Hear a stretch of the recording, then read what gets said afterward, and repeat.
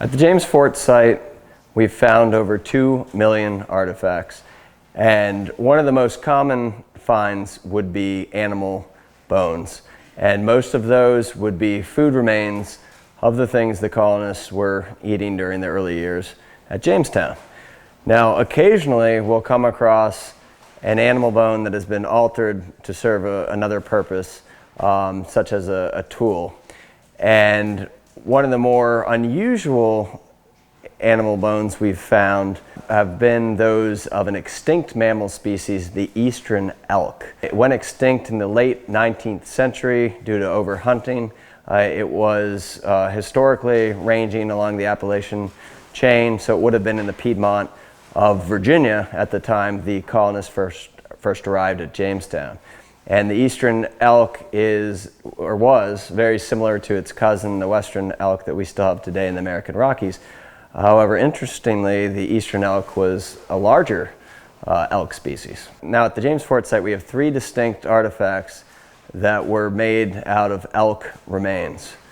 The first one I'm going to show you, perhaps the most exciting, is this fragment of an elk antler. Now, when we first found it, we thought it could be a white-tailed deer, but upon further examination, it looked a little large. We've had some experts look at it who have decided that this is an Eastern elk antler fragment. And what the colonists did with this was they bored 2 holes through the antler right here.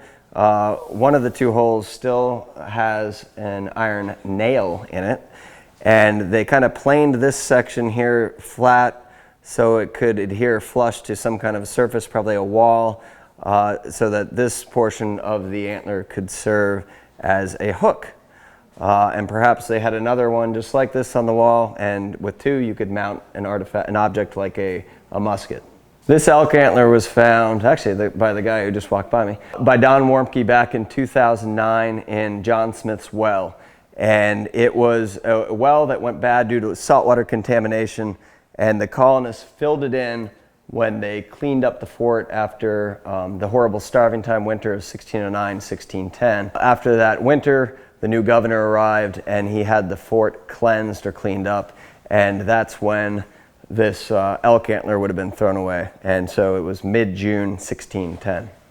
Now, in the same pit, we also found a bone needle that had been manufactured from an elk ulna, we believe. And this would have been a Virginia Indian tool used for net making, net repair, weaving baskets, or working with clothing. And so the actual object, I don't have it with me right now, it is in our museum, the Archaearium, in the World of Pocahontas exhibit.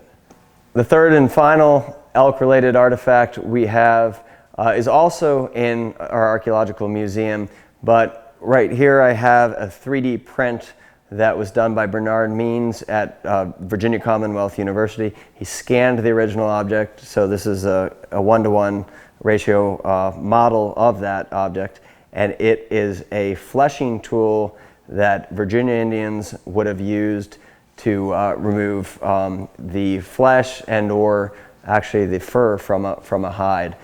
So this tool is called a flesher. That was made from a metatarsal of an elk, and this was found in a cellar very close to the well where the other 2 elk-related artifacts were found. And this cellar had initially served as a kitchen for the colonists, but it too was abandoned around the same time as that well and filled in during the cleanup phase led by the governor, Lord Delaware. So in addition to these few modified elk bones that were Virginia Indian artifacts, we have tens of thousands of fragments of native pottery from this period, as well as thousands and thousands of purple mussel shell or freshwater mussel shell beads in various stages of manufacture. We even find the stone drill bits that were used to bore holes through those shell beads. So we believe strongly that Virginia Indian women were in the fort prior to that starving time winter when we kind of move into the first Anglo-Powhatan War, and there wouldn't be Virginia Indians living in the fort anymore during that war period. So in addition to the Eastern elk, there is another large mammal species that is not extinct, but it's no longer anywhere east of the Mississippi, and it's at least in its natural habitat, and that is the American bison. And one of the early Jamestown colonists, Captain Argall, came across bison up in above the fall line, way up along the Rappahannock River into the mountains back in the 16 teens. We have never found any remains of a bison here at James Fort, but since we've been finding the elk remains, anything is possible. A lot of these goods were moving through trade networks between Virginia Indian peoples and finding their way here into Tidewater, Virginia. So for today's update, I've been standing in our vault, which is where we house most of the artifacts that have come out of the James Fort site. Think of it as a library, if you will, for the collections. And it is here that our curatorial staff works with the collections, researches them, catalogs them, etc. And our conservators work in this space as well.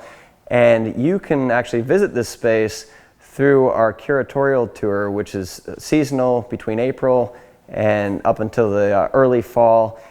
And the curatorial tour is offered every other Wednesday. To learn more and find out how you can visit us here in this room, visit us at historicjamestown.org, and there's an E at the end of Jamestown. And I'll add the link to the curatorial tours in the notes section of the video.